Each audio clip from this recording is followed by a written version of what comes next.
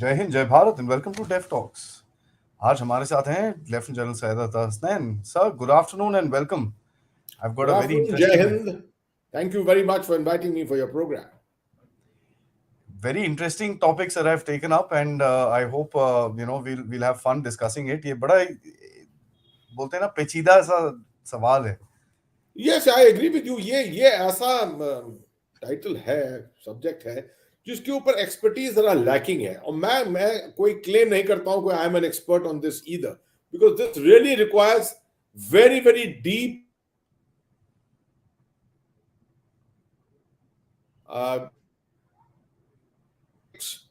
Ideologies, and ये चीजें हम आसानी से when we are looking at military security, strategic security, normally हम आसानी से देखते नहीं है.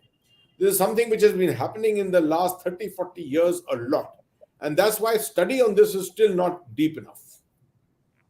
Absolutely sir. इसका जो डिस्कशंस में काफी होता है, ऐसे lot of references are taken कि इस्लामिज्म का काफी इम्पैक्ट है पाकिस्तान के ऊपर, the negative impacts have been spoken about. But इसके बारे में सर जो पूरी तरह से एक well rounded discussion with regards to a well rounded analysis, वो थोड़ा I find it to be quite missing. It is I think taken as an understood sort of a statement कि ये चीज है, बोलते हैं ना थंब रूल है, इट्स देयर। आप बिल्कुल सही कह रहे हैं, ये बड़ी डिफ्यूज्ड, इसकी अंडरस्टैंडिंग जो है बड़ी डिफ्यूज्ड है, और इसकी सर वजह यह है कि around the end of the cold war, जब खत्म हुई कोल्ड वॉर, तो the world was in search for something different, something to happen. The Western world, which had won the Cold War, looking for new enemies. Natural thing that Islam, which had not really emerged yet geopolitically, would emerge ultimately to be the contestant for power with the Western capitalist world. अब ये किस तरह से इसका competition, इसकी जो you can say a limited war जो हुई है since 1989, that understanding has been very very limited, but Pakistan has been at the center of it. तो सवाल ये सिर्फ आता है कि ये पाकिस्तान कहां से बीच में फंस गया, इसके कैसे? how did it start in Pakistan sir? शुरू कैसे हुआ? Exactly. Let's look at it this way. ये सबसे इंटरेस्टिंग एरियाज जो है ना इस स्टडी के लिए, वो मिडिल ईस्ट में इजराइल का इलाका और यहाँ पर भारत और पाकिस्तान का इलाका. That's the most important subcontinent के लिए. You see, these are the two places where colonialism was rife, and यहीं से movements against colonialism came up. Also in a way, Egypt in a very very big way, Palestine के अंदर, Syria के अंदर, यहाँ पर भारत में सबकॉन्टिनेंट में नेशनल मूवमेंट पूरा जो था. तो what happened was that at the end of the day there was a coming together of the Islamic elements coming together, looking for how to strengthen their own faith, their own culture. Because देखिए middle east में क्या था, in a country like Egypt, which is the cradle of civilization, there Islam had risen, but it, under the colonial influence, Islam could not go beyond. It was under control. It was under all kinds of bracketing and things like that. ये मैं कहता हूं कि दो जो बहुत important times थे वो थे, एक तो the coming of the Muslim brotherhood in Egypt and the rise of the Jamaat Islami in India. ये एंड साथ में नेशनल मूवमेंट चल रहा था, पाकिस्तान का भी मूवमेंट शुरू हो गया था उस वक्त. तो ये आइडियोलॉजिकली इस्लाम का के जो दो पिलर बढ़ रहे थे, ये मिडिल ईस्ट और इधर इंडियन सबकॉन्टिनेंट से बढ़े. Let's start from there. someday we will discuss कि इसकी historical waypoints क्या थी right till 1989. It will take too much time if we start discussing that. But the issue around remains that Pakistan is one of the few countries, one of the only countries which really came up on the basis of Islam. Therefore, it took upon itself as if it was पूरा mental दारोमदार जो है पाकिस्तान के ऊपर है. It had intellectual bandwidth, It did not have the economic strength. It had a geostrategic location which was very important, and it was struggling with. It started looking more towards the Arab world rather than towards the Indian subcontinent. Ethnically, Pakistanis were more, of course, close to the Indian subcontinent. They are part of the Indian subcontinent. But ideologically and for support, they were looking more towards the Arab world. And that is where this whole subconsciously, this whole thing came up in Pakistan of trying to show that they are more Islamic than the other Islamists, more than the other people.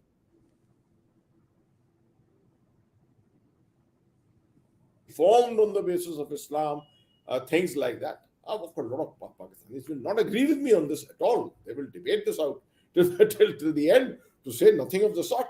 But actually, dil mein unki yahi tha. They were a pure nation. They were created for this. Now you come to 1971-72. तब तक तो superiority of Pakistan over India in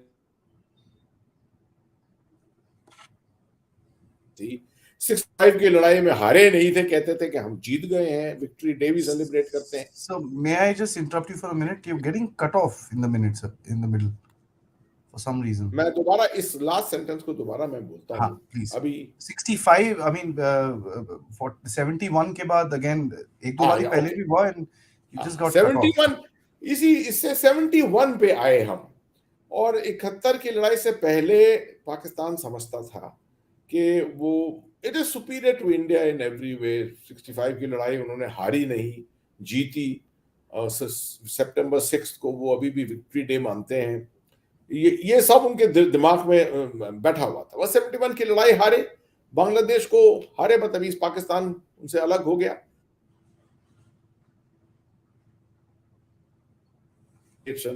And lectures, the issue of how to take revenge against India, किस तरह से बदला लें भारत से for what happened in 71. उनको ये मालूम था कि देखिए, लड़ाई के मैदान में भारत को हराना मुश्किल है, और इसलिए जरूरी है कि भारत को ऐसे टारगेट किया जाए कि ये लंबी लड़ाई चलती रहे, और उसके लिए इनको सपोर्ट चाहिए पूरे इस्लामिक वर्ल्ड का. Pakistan must therefore, although it is already born on this idea of being the purest of pure among the Muslims, अब ये आइडिया दिमाग के अंदर बैठ जाना चाहिए, पॉपुलेशन के अंदर बैठ जाना चाहिए, फौज में बैठ जाना चाहिए कि हम जो है we are more Islamic than anyone else. 77 में यही था जिया डॉक्ट्रिन जहां से शुरू हुआ, और उनको अपॉर्चुनिटी भी मिल गई 79 में जब वो 3 इवेंट्स हुए. आपको याद है, सोवियत इन्वेजन ऑफ अफगानिस्तान और the grand takeover of the grand mosque in Mecca and the Iranian revolution. अब जो है सऊदी अरेबिया ने अपना पूरा दारोमदार लगा दिया कि कैसे ईरान के पूर्वी इलाकों में किस तरह से उनकी इन्फ्लुएंस होनी चाहिए, और उसके लिए उन्होंने बेशुमार पैसा लगाया, जो अब तक वो पैसा जो है अभी तक वहां इधर उधर जो है वो फैला हुआ है. वहां पर मदरसे बने, एक cultural revolution kind of a thing बना वेस्टर्न बॉर्डर ऑफ पाकिस्तान के ऊपर. और मैं समझता हूँ जिया वाज वेरी फॉर्चुनेट. 3 साल के अंदर जो उनकी ख्वाहिश थी वो होने लगी, और the Saudi brand of Islam merged with Pakistan's military strength, its nuclear aspirations, its geostrategic location. अगर आप देखें तो ये सब एक बड़ा lethal combine था, जिसकी वजह से Islamism got into its roots into Pakistan very very quickly. और साथ में तालिबान की उसी वक्त वहां वो एक्टिविटी हो रही थी. Taliban was on the rise, and 15 साल में आपने देखा कैसे अफगानिस्तान को उन्होंने टेक ओवर कर लिया by 1996. And so therefore this area has been seen to be under the control of Islamism or radical Islam, as you may like to call it, since that time. मेरा आखिरी इस segment में मेरी आखिरी टिप्पणी, एक रैडिकल का मतलब क्या होता है, कट्टरपंथी होती क्या है, कट्टरपंथी है कौन? ये I find most people don't define this. मैं समझता हूं कि भाई मैं मुसलमान हूं, आप कुछ कुछ और हैं, आप अपना मजहब फॉलो करिए, मैं अपना मजहब फॉलो करूंगा, we accept each others things and we are the best of friends. मगर जिस दिन मैं कहता हूं कि नहीं मेरा ही मजहब इस दुनिया में होना चाहिए, सिर्फ only my faith, and within my faith, if there are sub faiths, then only my sub faith, then I start getting those radical ideas. अब एक जियो टीवी पर एक मैंने क्लिप देखा था जहां पर एक सुसाइड टेररिस्ट पाकिस्तान में उसको अरेस्ट किया था, उसका मैकेनिज्म फेल हो गया था, उससे पूछा कि भाई तुम क्यों कर रहे हो ये जो जिसको मारोगे वो तो सब मुसलमान है, all of them are Muslims. His answer was very clear. He said, no, none of these people are Muslims. ये जो पाकिस्तान में बाकी लोगों को देख रहे हो जहां जिसको हम टारगेट कर रहे हैं वो मुस्लिम नहीं है. Muslims are we who believe in this form of Islam. So radicalism is that me, myself, not everything connected with me and no one else. ठीक है, obstacles to everything. अगर आपकी ऐसा एटीट्यूड है, naturally you are at war with every other ideology, you are at war with every other nation which follows a different ideology. Yes, that's the way it चलता है. After a while, you'll be at war with yourself also. Sorry, I couldn't get that last one. I'm saying after a while, you'll be at war with yourself also. Absolutely, absolutely. Because the war will never finish. War will never finish. Absolutely. Sir, but you've mentioned something which brings a you mentioned एक जो I call them Pakistan की जो 3 lifeline थी sir. And 2-3 lifelines आई पाकिस्तान के पास. One was of course the Soviet invasion of Afghanistan. There is no question. Iranian revolution आपने बताया. So these are 2 lifelines. And the third one was of course 9/11. No. 9/11 was too late. 9/11 happened 22 years ago. I mean, I call them their economic lifelines, sir. Okay, okay. Huge economic boost during that time, sir. हाँ जी. Absolutely. Now, जो Islamism का advent within Pakistan, the spread of Islamism, sir. एक छोटा सा सवाल है before I actually get into a slight comparison कि ये would you believe कि ये पाकिस्तान के ऊपर फेंका गया and it got spread और पाकिस्तान adopted it? बड़ा ये इंटरेस्टिंग सवाल है, but I think the answer is a combination of both things which you say. देखिए, जब सोवियत इन्वेजन हुआ तो पैनिक स्टेशंस में थे. अमेरिका और सऊदी अरेबिया दोनों के दोनों they were both interested in immediately having some way by which to stop the Soviets getting into Afghanistan. Yeah. And Pakistan was the frontline state. पैसा बेशुमार भेजा, हथियार बेशुमार भेजे, मर्सनरीज पूरी इस्लामिक वर्ल्ड से मर्सनरीज आए, उनको भेजा, ह्यूमन रिसोर्सेज वहां बने, तो ये लड़ाई वहां से शुरू हुई.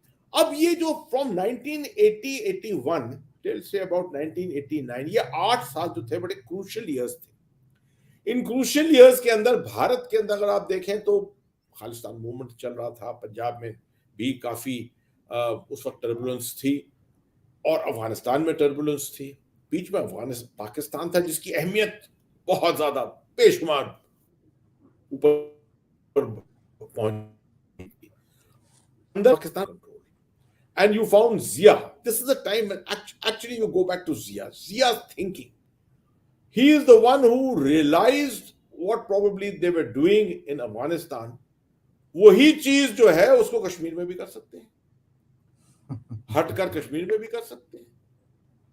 Which is actually a very natural corollary, because you see how effectively the Soviets were countered in Afghanistan through international mercenaries, Islamic mercenaries coming in, support coming in from Saudi Arabia, support coming in from America. And ये idea इनके ऊपर इनके दिमाग में बैठा हुआ था कि भाई इसी चीज को स्विच करके कश्मीर में करें. उसको करने के लिए you need to keep the Islamist line intact. Which means कि देखिए मिडिल ईस्ट से जहां से भी आपके कॉन्टैक्ट्स है वहां से लेकर और into Pakistan and into Jammu and Kashmir, this line must be intact. Which is why I always say कि देखिए ये जो कश्मीरी पंडितों के साथ हुआ 19 जनवरी को was an event which was supposed to be a milestone to show within the radical community कि see we can do this kind of a thing, eliminate a whole faith from a certain area. and get the people on our side there. Pakistan का रवैया जो है from 47 has always been कि किसी ना किसी तरह से लोगों को, आवाम को, जनता को भड़का के अपने तरफ लो। 47 48 में भी कोशिश की, दे कुडंट सक्सीड। 65 में जिब्राल्टर में भी उनकी कोशिश यही थी, मगर दे कुड नॉट सक्सीड। 1989 में जब शुरू किया तो yes they did succeed in getting the movement going completely, but then we diluted it over a period of time. ठीक है, मगर जो essential basic theme hai, which is the glue which combines, gets them all together, is Islamism. Both, they decided not to dilute it or leave it until it started striking them back within Pakistan. वो Hillary Clinton वाला famous statement वो उनके ऊपर आने लगा। किस हद तक पाकिस्तान आर्मी ने, किस हद तक पाकिस्तान ने खुद कोशिश की है against Islamism to counter it, that is a debatable issue. I find some very interesting articles on Jinnah Institute के वेबसाइट के ऊपर अगर आप देखें, बाकी इधर उधर देखें, तो lots of things about counter-radicalisation in Pakistan and things like that. मगर इसका असर जो है मेरे ख्याल में very very marginal, a drop in the ocean. इतनी हद तक ये कट्टरपंथी बढ़ गई है, this radicalism has gone up, that this basic belief जो दिमाग में है पाकिस्तान के स्ट्रेटेजिक थिंकिंग में कि इसी को हम इस्तेमाल कर सकते हैं एक दिन, वो थॉट प्रोसेस नहीं जा रहा है, वो माइंडसेट बना हुआ है, including after the death of 139 children in the army public school इन पेशावर। मैं समझता था कि ये एक इवेंट है which will change the mindset of the Pakistan army, उसने भी नहीं बदला। तो अब आप समझ सकते हैं कि कट्टरपंथी कितनी हद तक पाकिस्तान आर्मी के अंदर बसी हुई है। मैं आपसे इसके बारे में सर इसको एक जरा पिन लगा के बोर्ड पे लगाते हैं, because I want to ask you a very very important question, जिसके अंदर स्टेबिलिटी जो पाकिस्तान की है आजकल, मैं काफ़ी इसके बारे में फोकस कर रहा हूँ, बिकॉज आई फाइंड कि ये बड़ा क्रूशल टाइम है पाकिस्तान के लिए, because it is either this way or that way. There's not going to be a center part Pakistan for a long time. At least at the moment, I believe so. I may change my beliefs as time go by because चीजें बदलती रहती हैं. But sir, मेरे को आपसे एक जो सवाल पूछना है is about the factor that Islam has been the base of the creation of states in the Arab world also. आप देखिए बहरीन है, कतार है, UAE is there, you've got Saudi Arabia. Whatever said and done, sir, they've got very very strong version of Islam, if I may. But they've been also able to develop their basic industry, infrastructure, healthcare. They've been able to do that. वो अगर वहां पर कर सकते थे जहां पर radicalization भी है सर, सऊदी में तो the 9/11 bombers, I mean most of them were Saudis at the end of it, so there's heavy amount of radicalization there as well, but they were able to do it. ये पाकिस्तान क्यों नहीं कर पाया sir? ये सवाल बहुत दिलचस्प है और इस पर मैं थोड़ा वक्त लगाता हूं। हाँ जी, देखिए दोनों तरफ पाकिस्तान भारत के सब कॉन्टिनेंट का area and the Middle East, both were under the throes of colonialism. एक वक्त वहां से निकले, in fact Indian subcontinent, Bharat और पाकिस्तान तो दोनों पार्टीशन के वक्त 47 में ही फ्री हो गए थे। ये देश जो है ये बाद में हुए, थोड़े बाद में हुए, progressively over a period of time. Until my theory is till the 70s, things were still shaping up. अगर 70s में ये एनर्जी रेवोल्यूशन नहीं होता, 73 की लड़ाई के बाद, स्पेशली 73 की योम किपुर वॉर जो थी between Israel and Egypt and Israel and Syria, उसके वजह से प्राइस राइज शुरू हुआ एनर्जी का। The petrodollar started from there, the riches coming into the hands of the sheikhdoms and of the Gulf also came in from there. तो जिस area की आप बात कर रहे हैं, यही बहरीन, यही मस्कत, Oman, all these could have gone the way that Pakistan has gone. They could have all gone that way. But यहाँ एकदम से एक पैसा आया, दूसरा अमेरिकन इन्फ्लुएंस दोनों जगह पर थी। अगर आप देखें तो अमेरिका की इंटरेस्ट पाकिस्तान में भी थे, अमेरिका की इंटरेस्ट यहाँ पर भी थे। America को Pakistan could not take it on board to carry out its development. It only used America for its securitization, not for its overall futuristic economic development, a futuristic look and things like that. सिर्फ अपने essentially F-16 खरीदना, ठीक है, $3.2 billion की हथियार खरीदना, if you remember in 1989, ये इनकी रिलेशनशिप रही यूनाइटेड स्टेट्स के साथ। मिडिल ईस्ट में it was both things. Egypt may have got weapons from Russia. Some of these countries like Kuwait, etc., also got a lot of weapons from America. But these remained as interests of the United States. In conjunction with the United States, they developed their economies. And trade, commerce, energy became main issues. Once that happened, the quality of life enhanced. When the quality of life enhances, automatically you find that securitization then takes a slight back step. ये पाकिस्तान में नहीं हो पाया, sorry, ये यहीं पर हुआ। अगर हम मस्कत जाइए, ओमान जाइए, I mean the kind of development you find, the quality of life people are leading. Kuwait के अंदर देखिए, गल्फ के अंदर बाकी कंट्रीज, दुबई, यूएई, कहीं भी जाइए आप, naturally when you attained a certain quality of life, you don't want to start compromising on that by promoting ideologies.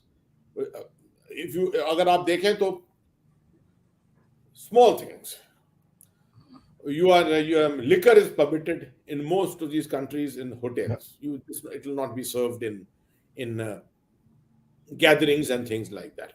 ठीक है, foreigners आते हैं, वहां रहते हैं, foreigners come from, he can drink whatever he wants, whatever, go wherever he wants, etc. So there's a culture of freedom which kind of exists there. Overall high quality of life, जो 8.2 million Muslims, Indians है middle east में, क्यों है वहां पर? एक तो पैसा उनको मिलता है, which they're sending home out here. At the same time, they're happy, they're also leading a fairly comfortable life. बहुत अच्छा वहाँ का इंफ्रास्ट्रक्चर है. There are rules, regulations and laws which everyone is following. So I think when a balance exists between development, welfare, when the welfare state, the whole concept of the welfare state comes in, development साथ में हो रहा है, the state is concerned about the people itself, and the security does not mean military security. Security also means human security. It also means economic security. It also means energy security. Security for Pakistan means only one thing, and that is military security. Hathiyar, matlab AK-47 is the only symbol of security. The symbol of security is a dollar note, I would say, in the Middle East. So this is the reason why the Middle East has been able to, or the Gulf countries in particular, have been able to live with both worlds, right? And the Saudi Arabia, we've seen over a period of time, and now under Mohammed bin Salman, Prince Mohammed bin Salman, you're seeing the kind of strides it is making, attempting to, get rid of his past, etc., which will happen over a period of time. Mohammed bin Salman has very clearly said by 2032, he hopes to be able to get Saudi Arabia to a situation where it's no longer dependent entirely on energy for its economics, for its economy. It's going to be essentially a trading country, also a manufacturing country, and things like that. ये ख्यालात, ये thought process जो है, ये कभी पाकिस्तान में क्यों नहीं आए? ये हम सवाल पूछते हैं अपने आप. But this is because when you go over the history of Pakistan, you realize that एक तो उनकी बड़ी कमजोर ब्यूरोक्रेसी थी शुरू में, ठीक है. They've had an excellent foreign service. Pakistan की डिप्लोमेसी बड़ी जबरदस्त थी. इनके जो डिप्लोमेट्स थे बहुत ही अच्छे थे, अभी भी अच्छे हैं. ब्यूरोक्रेसी somehow इनकी जो थी सिविल एडमिनिस्ट्रेशन की, the chunk of the good bureaucracy all came to India. I think most of the weaker part of the bureaucracy went to Pakistan. They couldn't really get their act together, and that is one of the reasons why you find. अब बाकी चीजें अगर आप देखें तो the famous example of क्या है उनका नाम, आतिफ मियाँ जो हैं, who was the advisor to Imran Khan, economic advisor, and remained for about 6 or 8 weeks, and world-renowned economist, which they had harnessed his services to come and advise Pakistan on this. And when it was discovered that he's a Qadiani, or what is called an Ahmadiyya, he was thrown off. अगर आप इस तरह की चीजों के ऊपर जाएंगे तो naturally how are you going to be respected and how will you look after the interest of your people? ये बात है।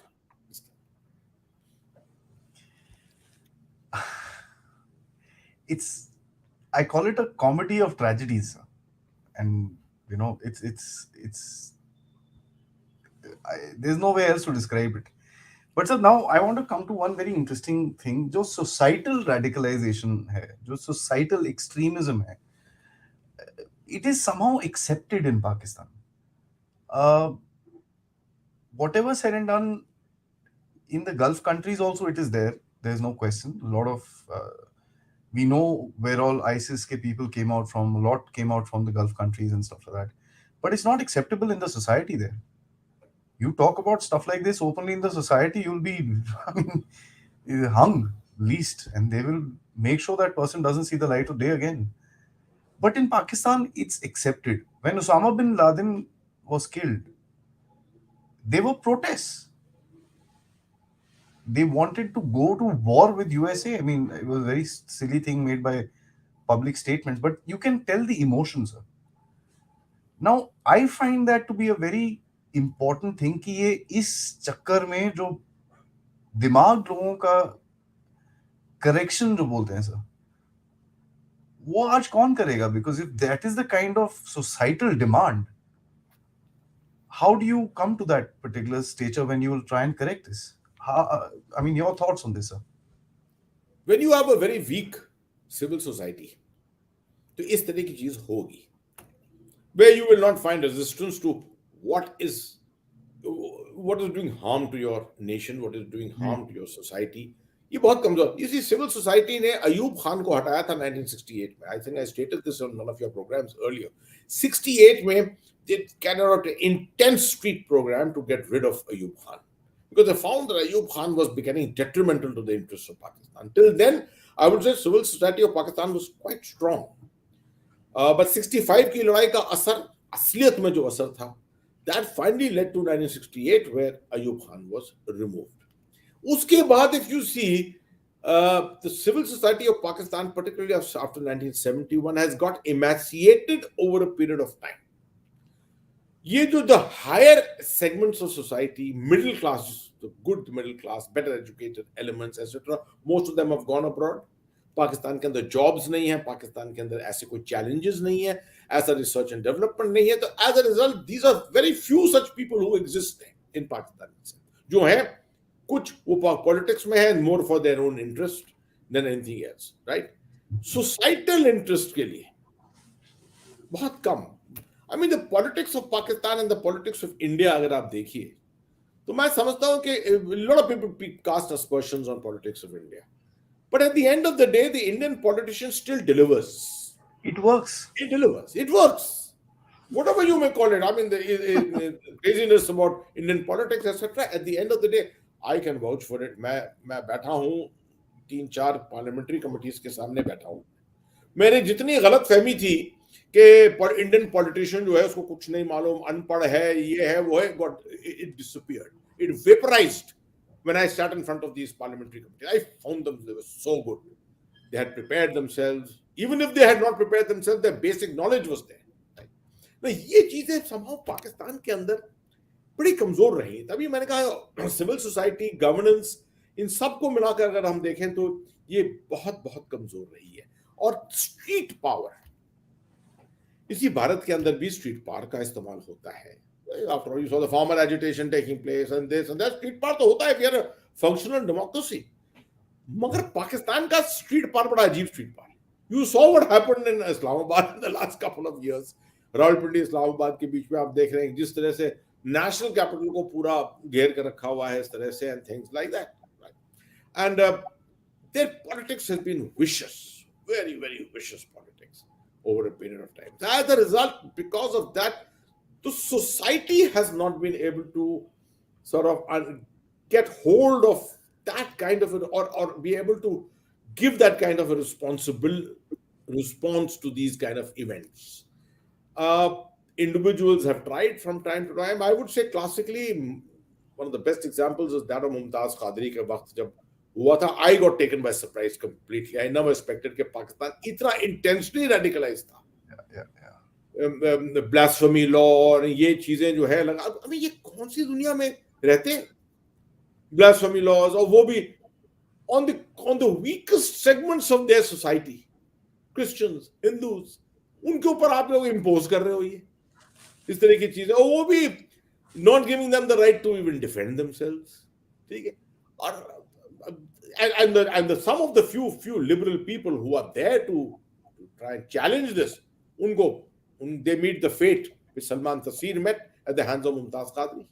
तो क्या है पाकिस्तान के अंदर which can resist all this? And this is the reason why radicalism has you know reached the kind of levels that it has reached in Pakistan. And not to say that it's not there in India, it has also seeped into India and parts of India here and there. But Indian society is different, Indian secularism is of a different kind. And I think whatever you may say in politics, at the heart of it, people in India know how to live with each other, right? Pakistan के अंदर, I always love to quote this example to people कि भारत में सबसे बड़ी बात यह है कि स्कूल में कोई बच्चा जो है ना, वो जब बेंच पे बैठता है तो उसके पीछे हिंदू होता है, उसके सामने मुसलमान होता है, उसकी एक तरफ सिख होता है, एक तरफ ईसाई होता है. He eats his lunch also sharing the lunch box with all these people, with all these kids. Pakistani को कभी अपॉर्चुनिटी मिलती ही नहीं है.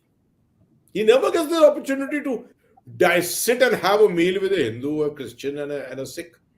I consider myself fortunate कि यार मैं तो I can eat off any plate, I can eat off any table and be happy with it. That kind of a thing is not there in Pakistan at all. And this is the reason. This is the reason why you found this radicalism, getting deeper and deeper inside it. And the counter-radicalization is a confused movement. They don't know how far to go. They don't know which direction to go in.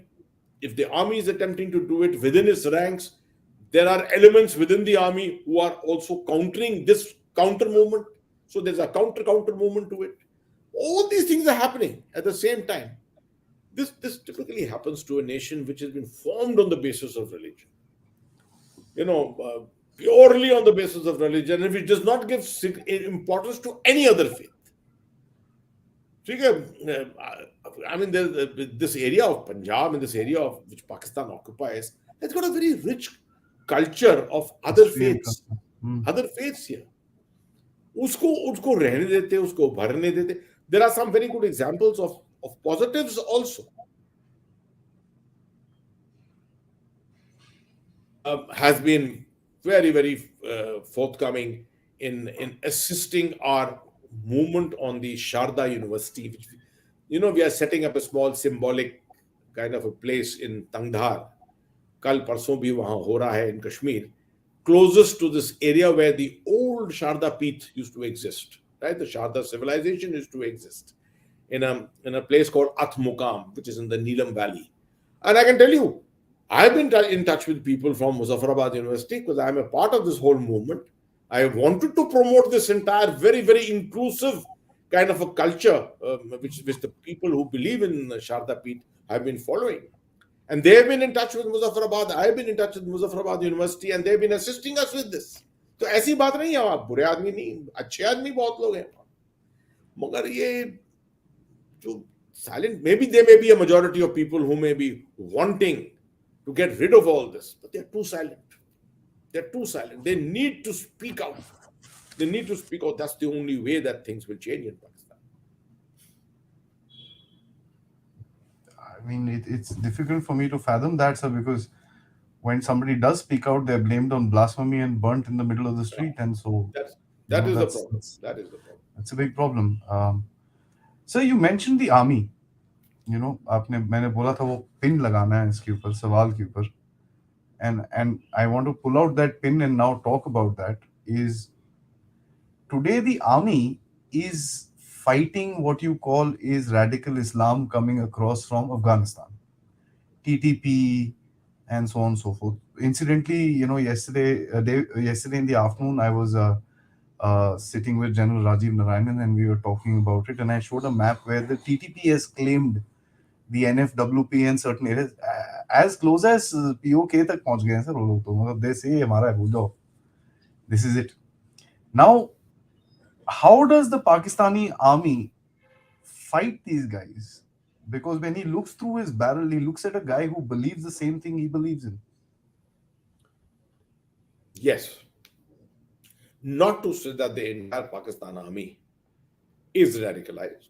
Very large segment is radicalized, no doubt, but there is a semblance, there's still a semblance of sanity within the Pakistan army also.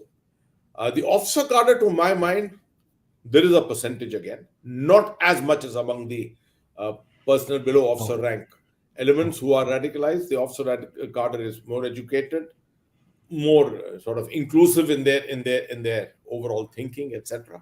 And I do always go back to that famous landmark of the army public school killings, where I thought that should have made such a difference to the thinking of the Pakistan army, and they should have really gone hammer and tongs. When they went hammer and tongs during Operation Zarb-e-Azb, they achieved a lot.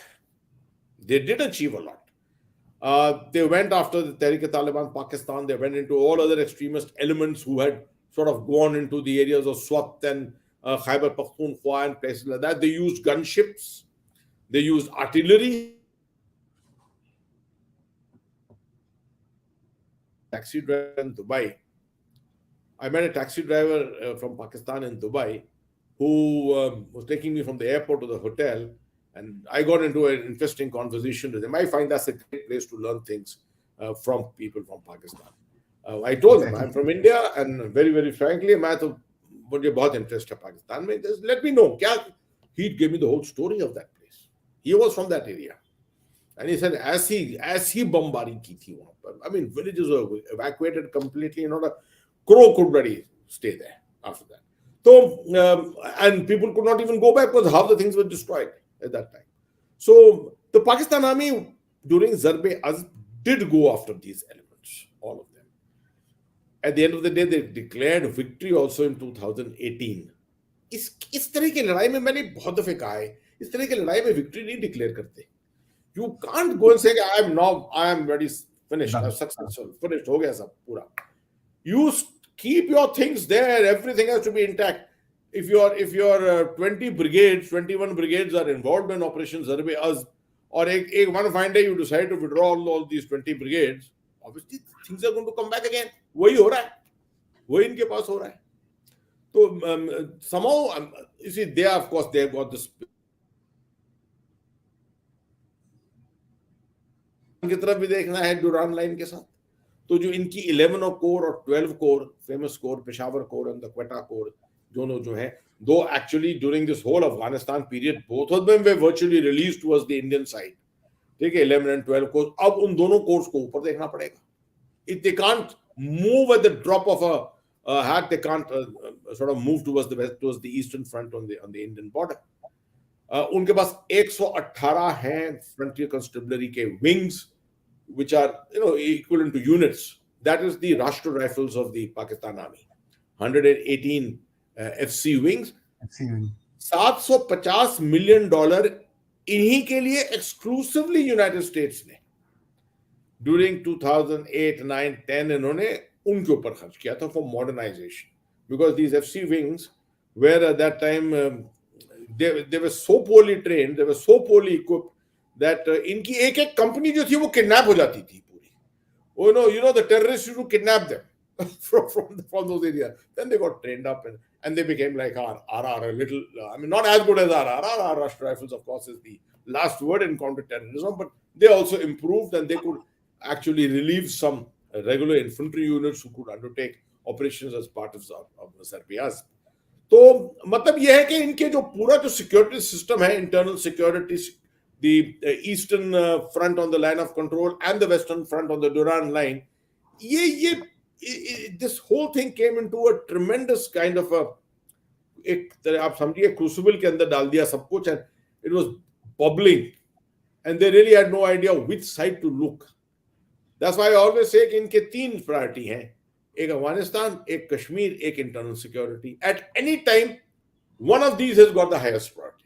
Up today, I think the highest priority is internal security, the way uh, Tehrik-e-Taliban Pakistan is making advances inside. Their second priority at the moment is Afghanistan, और तीसरी जो है वो कश्मीर है. कश्मीर में कुछ तहलका much जाएगा अगर कल, जैसे बुरहान वानी के किलिंग के बाद हुआ था, and it will become the first priority. I've stated this on your program many times before. Yeah. I have a last question. So of course, I have loads many questions, but I want to keep it limited. Guys, all the audience, please start pounding in with your questions, and let's keep it on the subject of society, of the army, and Islamization. There are loads of questions that have come in. Please send more so that we can, take as much as information out from the general as possible. And of course, yes, all of you guys, I can see some 65, 70 likes. Please hit more so that we cross 150 ASAP. It's important that we do that so that we reach a larger audience. You can help out the Dev Talks efforts, the QR membership, or a super chat or super sticker. Let Thank you me so add much. one thing. Let me add one thing, Adi, here, before we close this part of the discussion and go on to questions and answers, etc. Within the Indian subcontinent, I'm not so sure this happens in the Middle East, but within the Indian subcontinent, one of the ways we have found which contributes to this radicalization is this concept by which we teach our children, young children. Muslims love to have their young children read the Quran. Hmm. Quran खानी करिए, आप कुरान को पढ़िए, कुरान को थोड़ा समझिए. And for that, most of them are not qualified to do it themselves, nor do they find the time. Adults don't find the time. They have, city like Delhi, where do you find the time to sit with your children to do that? So they hire a Maulvi. And Aha. they hire a Maulvi. They leave their children for 2 hours with that Maulvi every day. And uske baad, no questions asked. क्या पढ़ाया जा रहा है, क्या सिखाया जा रहा है, क्या दिमाग में डाला जा रहा है, you have no idea. You see this lovely Pakistani film called Khuda Ke Liye. It's on YouTube.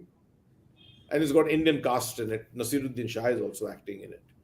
In fact, you go to that 10-12 minute scene in which, in the court, Nasiruddin Shah actually explains various tenets of Islam. I will send you the link for this. मैं आपको भेजूंगा, इसको देखिएगा, बड़ा मजा आएगा आपको देखने में. But I continue believing in this, that all kinds of misinformation is put into the heads of young children, and parents have no idea, right?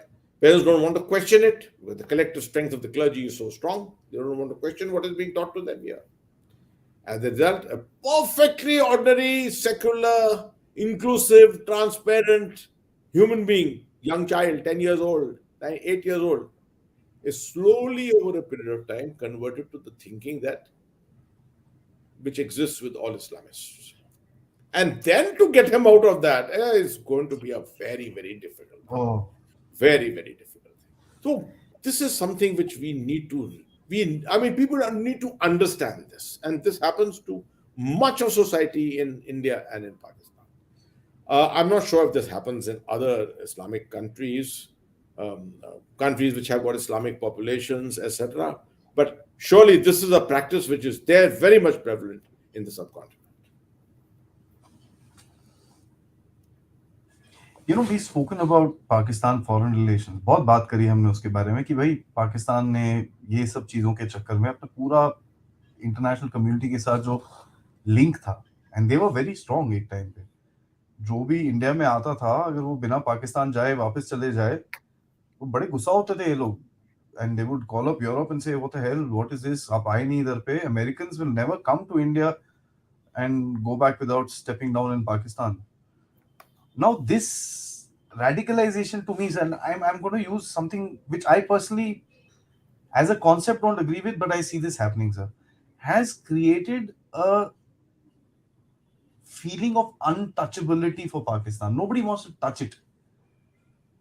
Because they say, यार इसको if we touch, अगर इसको हमने छुआ तो ये हमको भी खराब करेगा. It's like that bad fish that nobody, it's there in the pond, you can't do anything about it. And there is a sort of a cover Thank around that fish. Nobody wants to Thank go you around for it. raising this. Thank you for raising this issue. I think this is a very significant point that you have made. And Yeah, in the context of the fact that देखिए पहले जब Pakistan economic crisis में होता था, so someone or the other in the Islamic world came to their yeah, rescue. yeah, yeah, इनको yeah. उठा लेते थे. इस दफे no one seems to be touching them with a barge pole. 22 million billion dollars have been promised by UAE and Saudi Arabia. Haven't seen the light of day for the last 2 months. ये मैं देखता जा रहा हूं हर वक्त कि ये 22 billion dollar promise किए गए.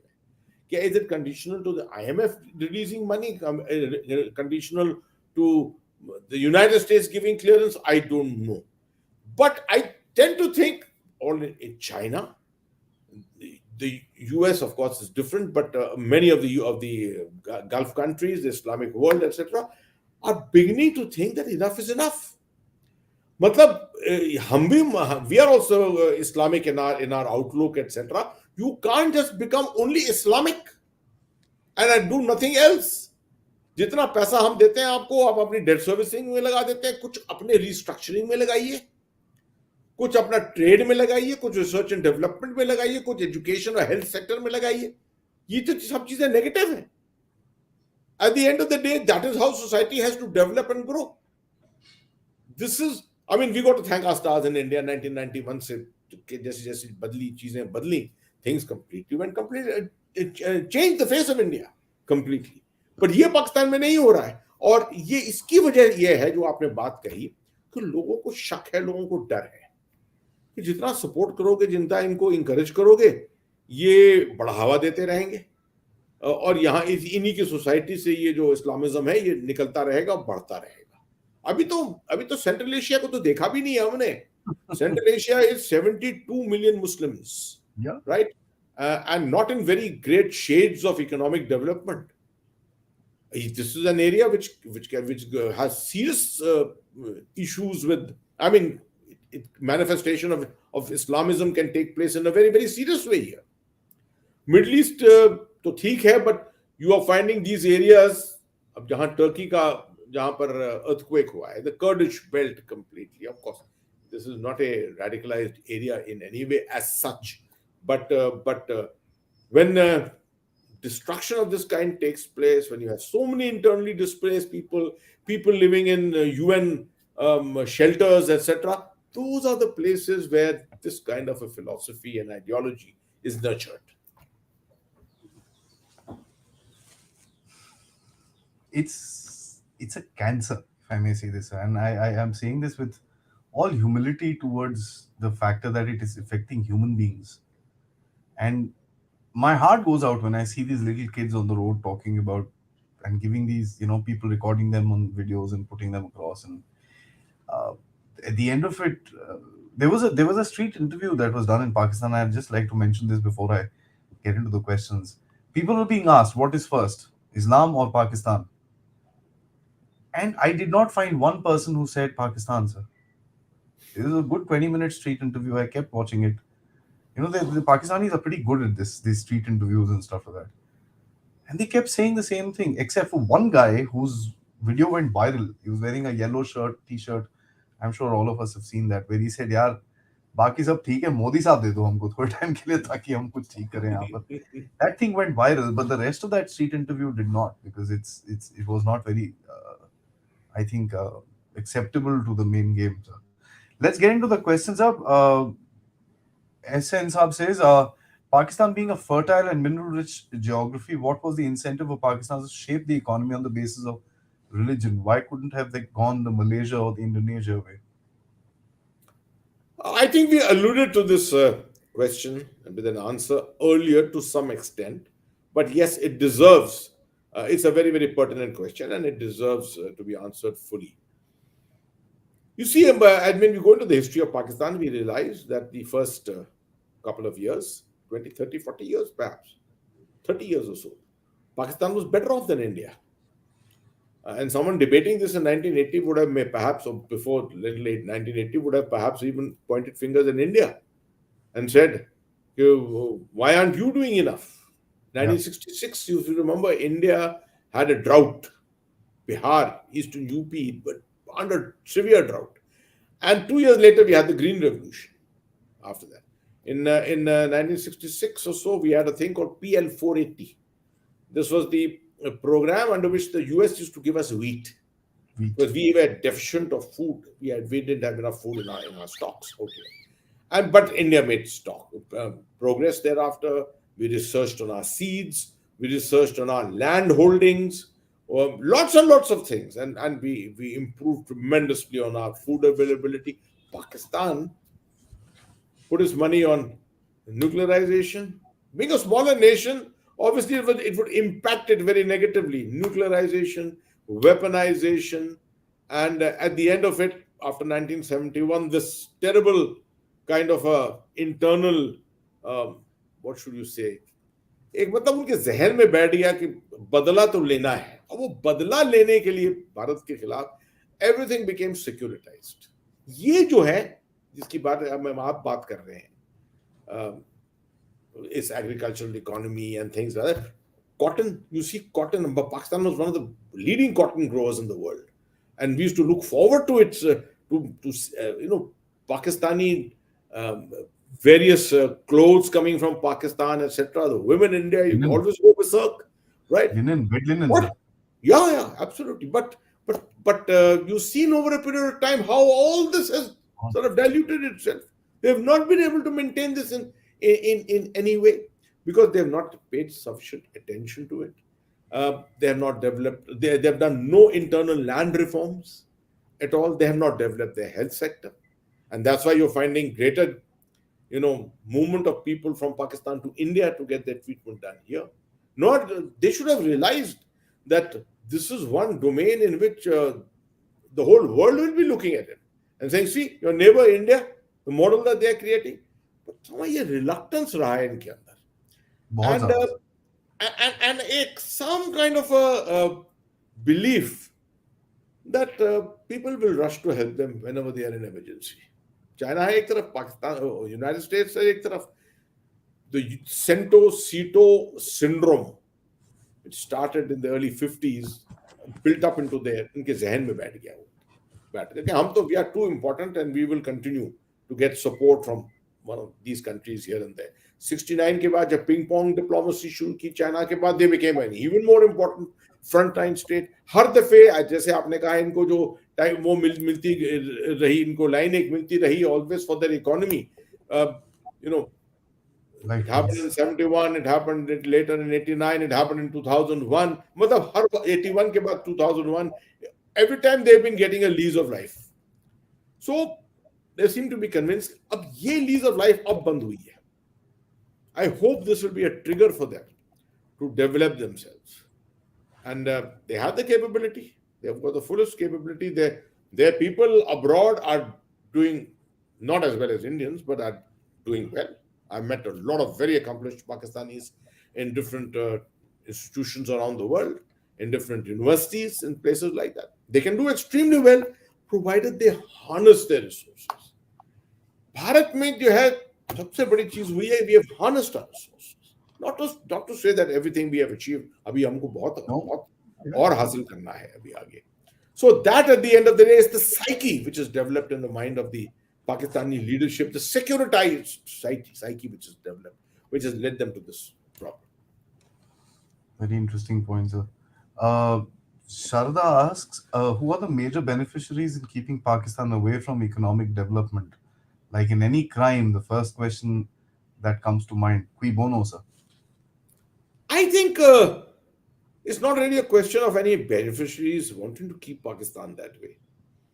It's Pakistan which is responsible for it itself. I can understand your question that you're saying that someone is doing it with a purpose. They're doing it with a sense of achieving something for themselves, right? The United States wanting to keep them sort of in a state of turbulence. I don't think so. It's not in the interest of the United States to see Pakistan in turbulence at any stage. Are the Chinese interested in that? I don't think so at all. The Russian-Pakistan relationship is no relationship at all. The Middle East-Pakistan relationship, you mean to say, could we assume that somewhere someone is interested in keeping Pakistan in this kind of state of turbulence at all times? I don't think so either. So at the end of the day, I don't think there's an external linkage to it. It is mostly internal incapability, lack of realization themselves, and I would say just sheer cussedness against their own people. I think I think the last part of it sums it up, if I may. The dangerous thing of street power is any issue gaining street veto. Islam has got a great street veto in Pakistan. That's Yes, I agree with you. Getting a street veto to a positive thing is always possible in Pakistan. के कुछ दुनिया से कुछ चीज ऐसी आ रही है which is, for example, the simple thing, the pulse polio drops को आप देखिए, yeah. पल्स पोलियो ड्रॉप्स के भाई इस्लाम के अंदर परमिटेड नहीं। अबे किसने क्या है, पूरा मिडिल ईस्ट करता है, पूरे भारत के अंदर हुआ है। आप कौन से दुनिया के मुसलमान हो? You are you the purest Muslims of the world that pulse polio should not apply to you? कि आप अपने बच्चों को नहीं पिलाएंगी? तो this is where unfortunately the blasphemy laws in Pakistan have all emanated from street power. Nothing else. It's political. So any right thinking society, where will you? They call themselves a Islamic Republic. तो है, ठीक है, it's a good thing. But Islamic Republic doesn't mean that you ban every other religion around you. और अब blasphemy का interpretation जो है आप लॉ के अंदर जो है इस तरह से डालेंगे कि the case will always go against the person from the other faith. Person who's accused. Yeah, हर दफे हुआ है. You've seen with all those unfortunate Christians in Lahore and Sindh and places like that. हर दफे उन्हीं के खिलाफ होता है. तो ये तो this is a negative street power and this is the weakness of the political community in Pakistan. तभी मैं कहता हूँ भाई भारत के अंदर जो आप कह लो political community हमारी ये है और हमारी वो है and things like that, you still have a very strong political community. And बैठ कर जब discuss करो Indian politician के साथ, he knows his beans. Majority know their beans. ये पाकिस्तान के अंदर I have spoken to a couple of Pakistani politicians. Yes, they some of them are very good. Some of them are very, very good. Majority to me don't seem to be carrying that kind of a thing. And collectively अगर आपके सोच विचार अच्छे भी हैं तो collectively तो आप इसको मिलाकर you can defeat street power.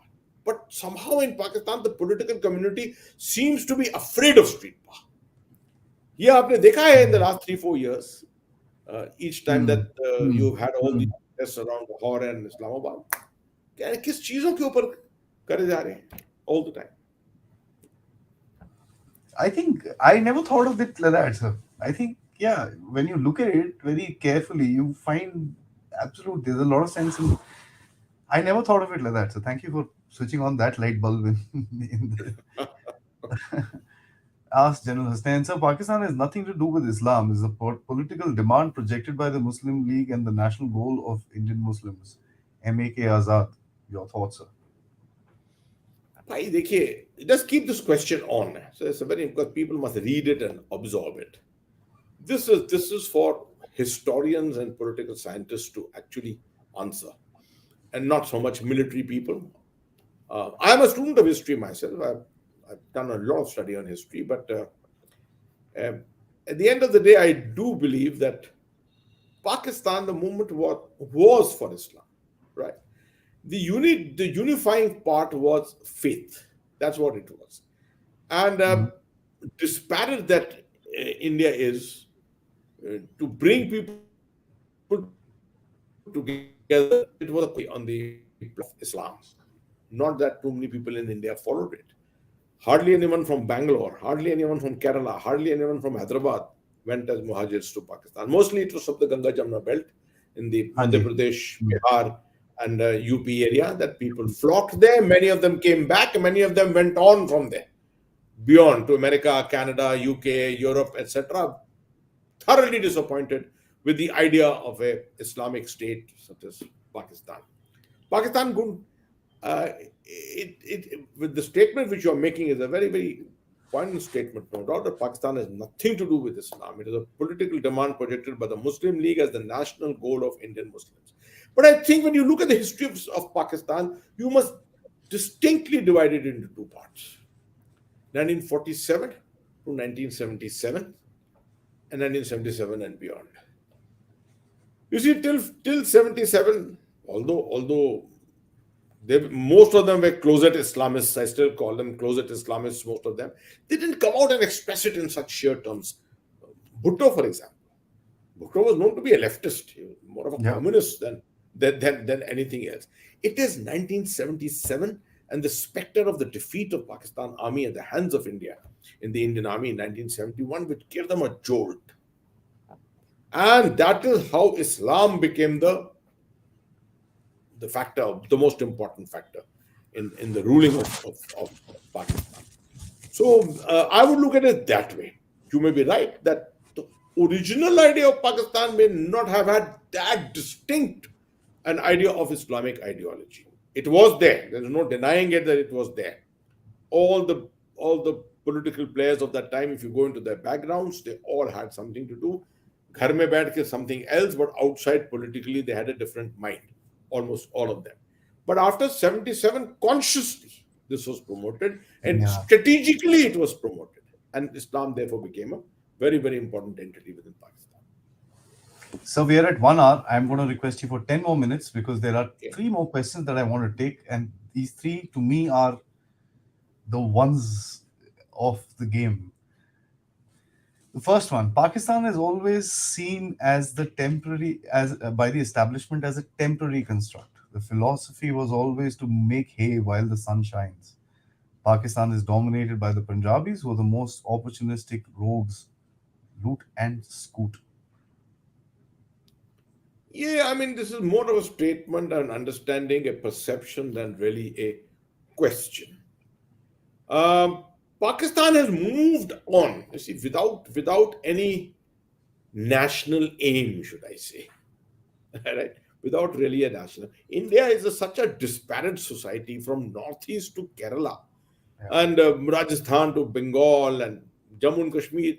Yet there is an underlying philosophy of existence as India and as being Indian. Pakistan के अंदर भी national Pakistani nationalism is strong. It's not to say that it is very weak as such, but this thing about dominating one ethnic society or entity over other is stronger in Pakistan. Uh, the Punjabi has no competition because all other elements there, the Sindhi, the Kashmiri up in POK, or the Gilgit-Baltistani, or the Pathan. The Pathan is a powerful element, right? Powerful element.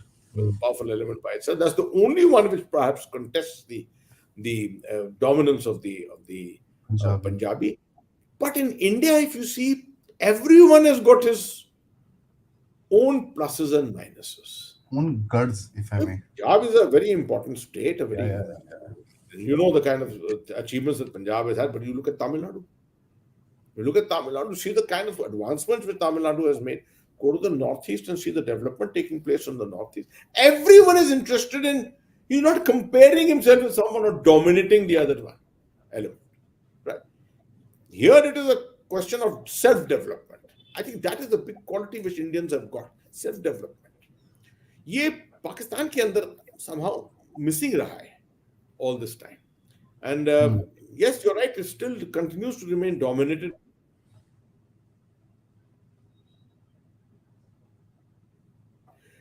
But at the same time, I would also not go over the hill to say that everything in Pakistan is Punjabi established and Punjabi dominated. There are a lot of other elements. The Muhajirs have achieved a lot within the Pakistan army. अगर देखिए, a number of chiefs that the Pakistan army has produced who are from the Muhajir community. Musharraf was a Muhajir, by the way, himself. Right? So there have been lots and lots of them. So I will not go to that extent. But yes, definitely, the Punjabi domination has been there and has been to the detriment of Pakistan.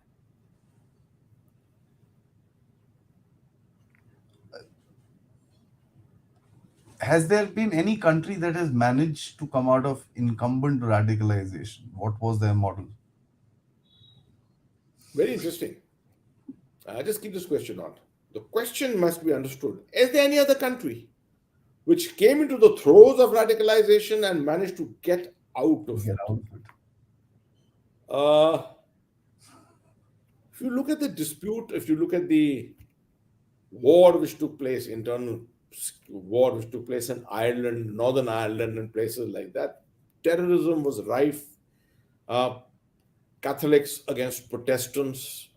Uh, there were acts of terror which were carried out, but this kind of a radicalization never existed in that society, right? They were closed among themselves, each of these communities, and they were at war with each other over the spaces that existed for them, the economic space, etc., which was available there. But it was not vicious. In fact, this viciousness has only increased over a period of time. If you see the original terror activities of the PLO, 1964, when Yasser Arafat made the PLO, the terrorist activities were relegated to hijacking or something else. No one targeted school children. Nobody just came into suicide bombings all over the place. It over a period of time that it became. And Pakistan, Iraq, both ways. Iraq, we did not discuss Iraq in our original thing. Iraq is another area of great radicalization, which happened there over a period of time, and especially after the counter to the capture of Saddam Hussein, the defeat of Saddam Hussein, the capture and his eventual hanging. And that's a separate subject which we should discuss someday. But leaving it only to Pakistan as such, I would say preempting a radical movement, and I've spoken about this, I think, several times, maybe not on your show, but several times on television. There is a model called the Singapore model, right? The Singapore model is just the basic assumption of the Singapore model is that if New York could be hit, London could be hit, and Madrid could be hit, one fine day someone may hit of the world to make a statement. A terrorist needs a statement. What was 9/11? It was a statement, right? So they said, we've also got a 10% population of Muslims, small population. The population of Singapore is 9 million, 15% Muslims. If this society gets radicalized, if we don't keep a tab on society, that's our incumbent on us to keep a tab on our society to see that it does not get radicalized. और अगर ये कट्टरपंथी के अंदर नहीं आते हैं तो सिंगापुर बचा रहेगा बिल्कुल.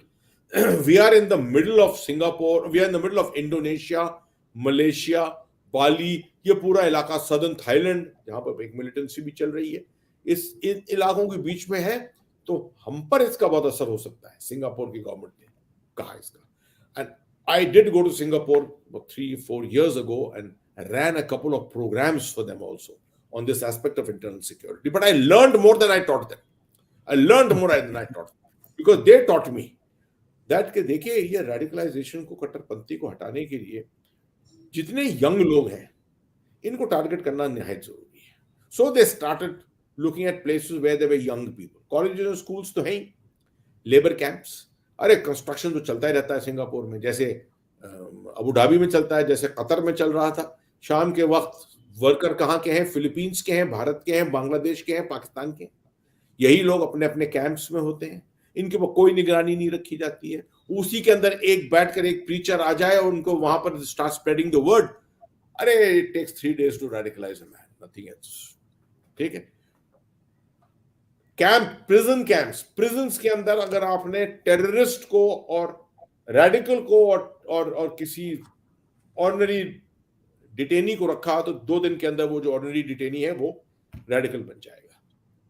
इतनी जल्दी स्प्रेड होता है, इतना अट्रैक्टिव होता है इसका जो कंटेंट होता है जो लेकर आते हैं सामने. और आखिरी चीज, जो सबसे इंपॉर्टेंट चीज है आज के लिए, इन्होंने एक मूवमेंट शुरू किया जिसके अंदर मौलवी, सूटेड बूटेड मौलवीज, 4 से शुरू किया, आज 75 हैं उनके पास. वो आर ऑल इंटरनेट savvy. और आप सेशंस कर चलाते हैं. You can ask any question on them to them on social media. I am reading so and so something in the Quran. Is this true? How do I interpret it? Should this apply in this manner or this manner? And then the Maulvi, the educated Maulvi, he goes ahead, English में, अलग अलग languages में explains. He explains these doubts. Singapore is one society which has kept all this far away from itself through a very, very scientific approach. अब you can't apply the Singapore model on every other country because एक तो वो छोटा है, हमारे यहाँ तो nation wide है, पाकिस्तान के अंदर अभी आप देखिए तो 220 मिलियन लोग हैं, but an attempt can be made to seed the whole issue. इसको सीड करिए आप, और you have good people who come forward. बहुत इंडिया के अंदर बहुत क्लर्जी है who can Muslim clergy who can come forward and without sounding as if they are working against the interests of Indian Muslims, they actually come out and interpret the correct things and explain to people. Automatically you will find the attraction value will be very high. People will come and listen to them. More people will. नहीं तो Friday prayers, Kashmir में तो Friday prayers जो हैं, those are the occasions to radicalize society. अगर मैं बैठ जाऊं फ्राइडे प्रेस में, आई क्रिंज समटाइम्स. क्या बोल रहे हैं ये, पढ़े लिखे हैं क्या, किस तरह से बोल रहे हैं, दूसरे मजहबों का बोल रहे हैं. well, for me the most important thing is कि भाई I respect my faith, but I equally respect your faith. I respect every faith. That is the most important aspect of it, not to believe me myself कि मेरा faith जो है सिर्फ दुनिया में छाना चाहिए और कुछ नहीं. So this is a model. This question was a very good question. Thank you for it, because it gave me the opportunity to explain that there are models where things are happening. They have not de-radicalized a society, but they have definitely counter-radicalized it, which means that the radicalization efforts going on there have been neutralized to a very great extent. And the last one is just, I guess, a statement or a comment. Trivia difference between Pakistan and Indonesia/Malaysia is that the former erased its cultural history, whereas the latter two didn't. They are Muslim by faith, but they did not give up their Hindu cultural heritage. Interesting. Again, let's keep this on. Very, very interesting.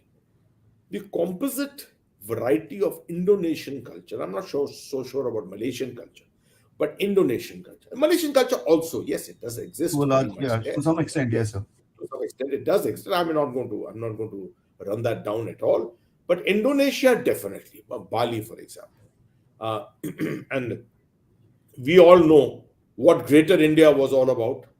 The 4th century and the 5th century, part of the 5th century, AD, in which under the Gupta Empire, how Indian culture spread all over Southeast Asia. Today, you go to Thailand, or you go to Bali, you go to Indonesia, you find drama, you find festivals being celebrated in the same manner, in which, in fact, even to a greater extent than they are celebrated in India many times. It's very, very interesting. You are right. Pakistan actually was formed like a state formed out of spite. It is something out of spite, anti. This is the prime reason why, let me tell you, people who went from this part of India, UP, Bihar, Madhya Pradesh, etc., by and large, Ganga Jamna Tehzeeb, accepting people who went there and got shocked and surprised by what they saw. Leave it to them alone, they would have made Pakistan into a secular republic, allowed everyone to flourish. You would have found the Hinduism, Christianity, everything flourishing there. But no, they didn't do that. They didn't. The larger society didn't allow it to happen. So you're absolutely right. They are Muslim by faith, but didn't give up their Hindu cultural heritage as far as Southeast Asia is concerned. And that's the beauty of it. If you ask me, that's the real beauty of it. I've come across people in Indonesia who are called Vishnu Hussain, right? Mm-hmm. You put the name Vishnu and you put Hussain along with it. I mean, amazing. The explanation is that you have your ancestors who were Hindus, who believed in Vishnu, God Vishnu as a god, and therefore you respect the sentiments of your ancestors. But today you're a Muslim, and therefore you adopt a Muslim name. क्या ख्यालात हैं भाई? ये तो जबरदस्त ख्यालात हैं. इस तरह के ख्यालात अगर जगह हो तो this world will be a far greater place to live. Absolutely, and of course, a respect message from Sri Lanka. He's a friend of ours and a ardent follower of this channel from Sri Lanka, who says, "Thank you, sir, General Osnanji, for sharing your vast experience and impressive knowledge. Although not many Thank more you. commutes, Thank but you very much. I wish I'm just want to know from people when they could give a feedback to Adi, this business of mixing Hindi and English, which I speak with, is primarily to cater to all segments of society. Is it making a difference? Do you understand it, or you prefer that some one program should be in Hindi and one program should be in English? please, guys, let us know, sir. I must say, this has been, a lot of light bulbs are lit up suddenly, and it's very interesting because this is, as I said at the opening, uh, a thumb rule about Pakistan. कि यार Islamism is there in Pakistan, वो तो given है. But then the impact of, I think a lot of things are attributed to Islamism which may not be even connected to it. And because of the lack of understanding of this subject, what has happened is that people have, if anything is wrong, that's because of that. There are multiple other facets to it. Of course, the domination of the Pakistani army is not because of Islamism, but it is becoming a feature of Islamism today. As we discussed with regards to the soldiers having a bit of a challenge as well, and this and that. It's seeped in all stratas of society. It was probably brought in for a certain purpose, but then it just went wild out of control, as you very, very rightly brought out. And of course, the society as per se is one of the most difficult things to correct, especially a society as wide and tumultuous as Pakistan. It's not a singular society. They've got their ethnic traditions, they've got their religious traditions, and this and that and the other. So it's quite a challenge for that country. But so it's a great learning experience from to listen to you talk about this subject again. Thank you so much, and I'm sure we have another big subject that we are talking. I'd love to talk to you about is the withdrawal or reduction from the Indian Army from Kashmir, and that is We something that will. we will plan We for the will we next. will talk about that in the very near future. Yes, But sir. that's a very very interesting subject, and everyone should take part in that debate. I mean, every Indian should be knowledgeable enough to be able to contribute to that debate. Thank you so much, and Jai Thank you, Hind. sir, and Jai Hind.